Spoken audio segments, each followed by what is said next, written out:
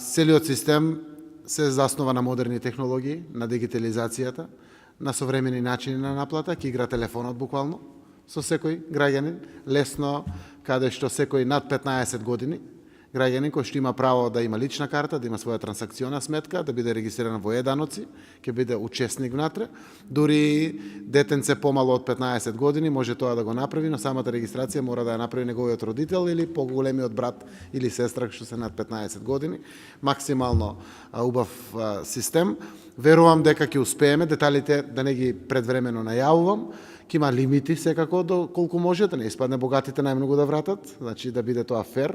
Целта е навистина да има фер третман за сите граѓани, но конечно да ја отклониме даночната евазија таму каде што ја има. Знаете дека системот нема да функционира на повраток на ДДВ, каде што немаме даночна евазија, тоа е на фактурирањето.